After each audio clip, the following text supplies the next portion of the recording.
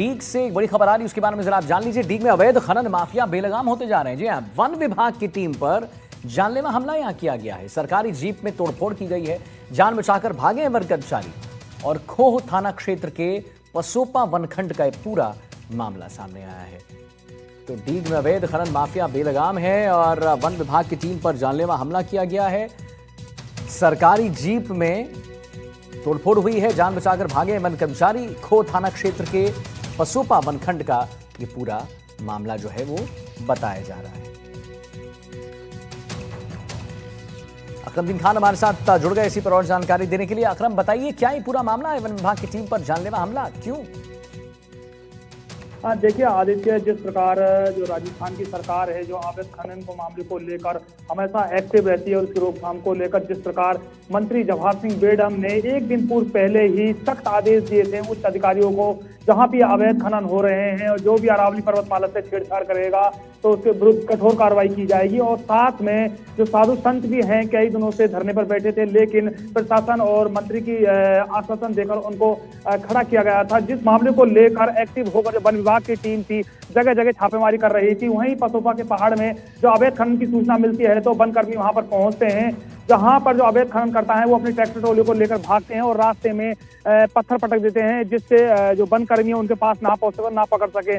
धीरे धीरे वन कर्मी उनका पीछा करते हुए पसोपा गांव पहुंचते हैं, जहां पर पसोपा गांव में और महिला और कुछ लोग हैं जो वन कर्मी से भिड़ जाते हैं और उनके साथ मारपीट कर देते हैं। साथ में इस मामले को लेकर जो वन कर्मी है वहां से भागते हैं और खो थाने पर अपना मामला दर्ज करा देते हैं। 3 लोगों के खिलाफ उन्होंने मुकदमा दर्ज कराया है। हाल में ही पुलिस लगातार अब तफ्तीश कर उन अपराधियों की तलाश कर रही है जिन्होंने पुलिस जो वन कर्मियों को ऊपर मारपीट की है और हमला करने की कोशिश की है। जी आदित्य। चलिए ठीक है, बहुत बहुत धन्यवाद अकरम महत्वपूर्ण जानकारी देने के लिए। और अब आइए कोटा से एक बड़ी खबर जान लीजिए। कोटा स्टोन की सैलरी में फंसे हैं बच्चे। खेलते खेलते डंपिंग यार्ड में पहुंच गए बच्चे। मजदूरों ने कड़ी मशक्कत के बाद बाहर निकाला है। रेस्क्यू ऑपरेशन का वीडियो हो रहा है वायरल। कोटा के रामगंज मंडी क्षेत्र का ये पूरा मामला सामने आया है। तो कोटा स्टोन के सैलरी में ये जो बच्चे हैं वो फंस गए हैं। ये देखिए आप, खेलते खेलते डंपिंग यार्ड में पहुंच गए बच्चे और मजदूरों ने कड़ी मशक्कत के बाद बाहर निकाला है। रेस्क्यू ऑपरेशन का वीडियो वायरल हो रहा है। कोटा में रामगंज मंडी क्षेत्र का ये पूरा मामला सामने आया है। ये देखिए यहाँ बच्चे फंस गए, बिल्कुल एक दलदल की तरह है ये। धीरे धीरे जो है बच्चे वो धंसते रहते हैं। कोटा के स्टोन की सैलरी में बच्चे फंस गए और खेलते खेलते डंपिंग यार्ड में ये बच्चे जो हैं वो पहुंच गए। मजदूरों ने कड़ी मशक्कत के बाद बाहर निकाला। आपको एक्सक्लूसिव तस्वीर हम एनडीटीवी राजस्थान पर दिखा रहे हैं। रेस्क्यू ऑपरेशन का वीडियो वायरल हो रहा है। ज्यादा जानकारी के लिए शाकिर अली हमारे साथ जुड़ गए। शाकिर, कैसे ये जो बच्चे हैं फंस गए यहाँ पर खेलते खेलते, और जहां पर फंसे हैं ये जरा इसके बारे में बताइए। कैसे, ये क्यों कोई दलदल है? देखिए, ये दलदल की शक्ल अख्तियार कर लेता है। ये कोटा स्टोन की स्लेरी है, क्योंकि रामगंज मंडी में कोटा स्टोन की सैकड़ों की तादाद में कारखाने हैं। वहाँ पर जो है स्टोन को तैयार किया जाता है, पॉलिश किया जाता है। जो वेस्ट मटेरियल निकलता है उसको पासी में डाल दिया जाता है कोई गड्ढे नुमा जगह में, और धीरे धीरे करके वो जगह इस तरह दलदल में तब्दील हो जाती है। क्योंकि अभी सर्दी का वक्त है तो ये स्लेरी सूखने में भी वक्त ले रही है।